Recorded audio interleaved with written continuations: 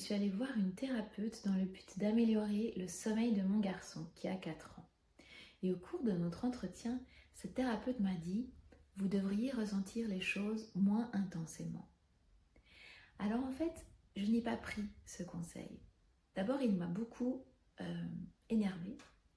Et puis, j'ai trouvé ça difficile en fait de recevoir un conseil comme ça, surtout venant de la part d'une thérapeute à laquelle je m'étais livrée avec confiance. Et derrière ça, en fait, je sentais un jugement, genre vous êtes trop sensible, vous êtes trop intense, vous devriez changer. Pour moi, ce n'est pas délicat en fait de dire ça à quelqu'un qui vient en entretien. Et moi-même, je n'oserais jamais dire ça aux personnes qui me font la confiance de venir pour être accompagnée avec moi. Mais ça, c'est une première chose. La deuxième chose que j'ai envie de dire, c'est qu'en fait, ressentir les choses intensément n'est pas un défaut, n'est pas un problème. En fait, nous sommes vivants, nous sommes des êtres vivants, nous sommes traversés d'émotions continuellement. Et si nous ne sommes pas coupés, ce qui est mon cas, heureusement, je ne suis pas coupée de mes émotions et de mes ressentis. Du coup, je ressens les choses de manière intense.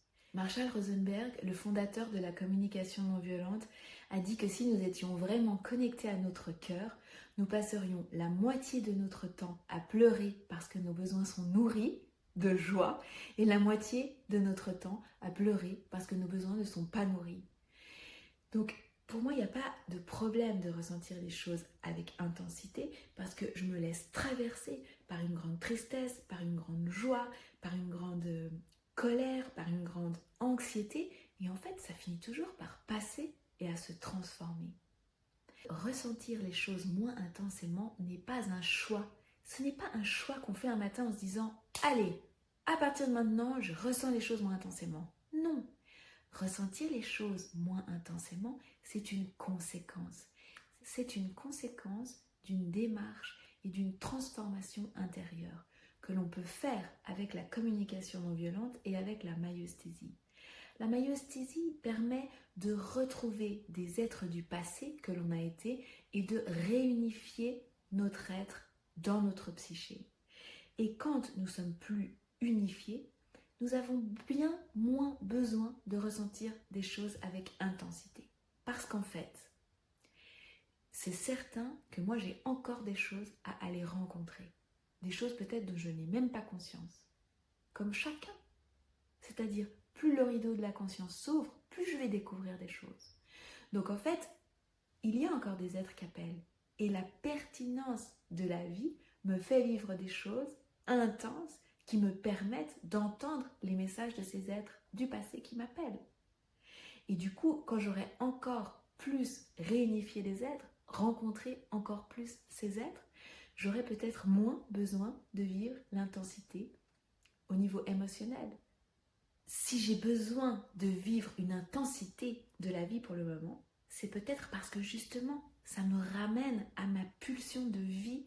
J'ai été longtemps en mode survie. Mais maintenant, j'essaye d'être dans le mode vie. Et du coup, ressentir les choses avec intensité me permet certainement de connecter à cette force de vie. Et du coup, tant que j'aurai besoin de ça, peut-être pour me rappeler de ce mode vie et de quitter complètement ce mode de survie, eh ben, je vivrai les choses avec intensité. Donc voilà, non, je ne vais pas ressentir les choses moins intensément, je ne vais pas me couper de mes émotions. Je suis un être sensible, je suis un être vivant, je suis un être connecté à ce que je ressens. Et je vais traverser ces émotions intenses. Je vais les traverser parce que c'est quoi le risque en fait? Il n'y a pas de risque. Il n'y a pas de risque à vivre des émotions intenses.